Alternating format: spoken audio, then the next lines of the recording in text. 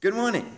Moshe begins our Parsha VaEra feeling quite downcast, a little disheartened by his lack of success so far in indeed achieving good things for the Jewish people and releasing them from their servitude. And so Hashem gives them a new command to go and speak to the Jewish people and to tell them how he will release them from slavery, concluding with the promise, "Ve'eveti etchem, and I will bring you ala aretz asher nasati et yedi letetot ala Avram, Yitzchak, Yaakov. I will bring you to the land that I've sworn to give to Avram, Yitzchak, and Yaakov. I will give you the land of Israel. I'll bring you there as a treasured nation." And the Jewish people did not listen to Moshe. From shortness of spirit and from the difficult labor. And then Hashem says to Moshe a few lines later, tell the Jewish people again, he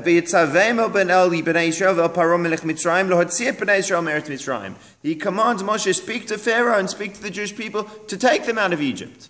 Moshe just said, Hashem, they're not listening to me. Hashem says, so go talk to them. What's changed between that first instruction that they didn't listen to and the second one that they would? And the Meshech Chochmah explains that the part the Jewish people were not receptive to was the promise of the land of Israel. The reason he says is because they were so locked into the current tragedy and crisis that they were unable to see beyond that to the great vision of where we ultimately wanted to go. To say to them, you know, we're going to go free, that they could understand. Your troubles will end, that they could relate to. But there is more for you in store and you have a great destiny and plan and mission.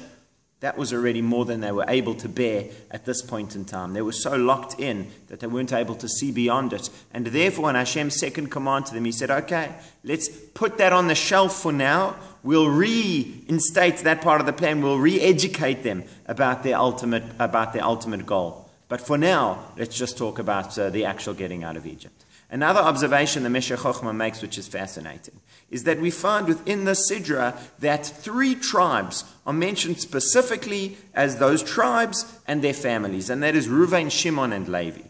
Now, sages tell us that the tribe of Levi was never truly enslaved in the way that most of the Jewish people were.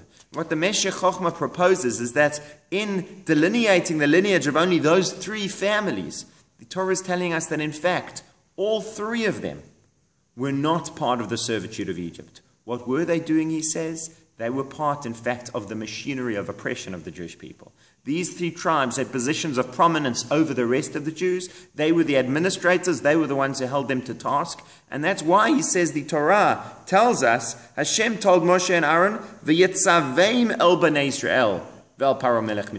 He commanded them regarding the Jewish people and regarding Pharaoh.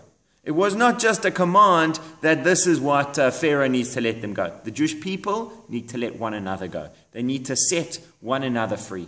And there are many times it's emphasized that the entire Jewish people will go free. In other words, it won't be that you will still have a ruling class and a slave class within the nation, but that everyone will be liberated. And he says 2 more things based on this. He says we find that the tribe of Levi, which were not truly enslaved in Egypt, were not really granted a portion in the land of Israel. And that we know they were given the Levite cities, but no real inheritance of land. And he says Hashem made it that those other 2 tribes, Reuven and Shimon, also never got a real inheritance in the land of Israel. Reuven living on the eastern side of the Jordan, and Shimon being scattered throughout the territory of Yehuda and never actually taking proper possession of the land which had been promised to them because it was never conquered by the Canaanites. So in fact, that's another support to this idea that there was an internal problem of slavery within the Jewish people that was also part of the machinery of the Exodus.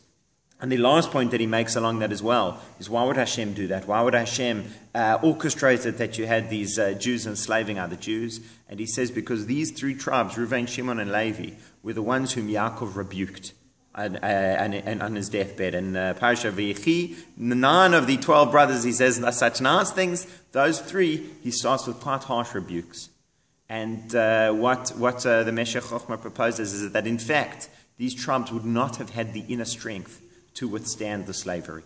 They could survive being in this privileged position and still somehow maintain their identity as Jews, but since they didn't receive the positive bracha of Yaakov, since they had, in a sense, failed up until this point, they didn't have that inner strength to make it through, and therefore they couldn't withstand such a difficult trial. It was the other 9 tribes who had been built on a foundation of more greatness, that were able to withstand the harshness of slavery, and therefore eventually were promised a share in the land. Have a wonderful Shabbat.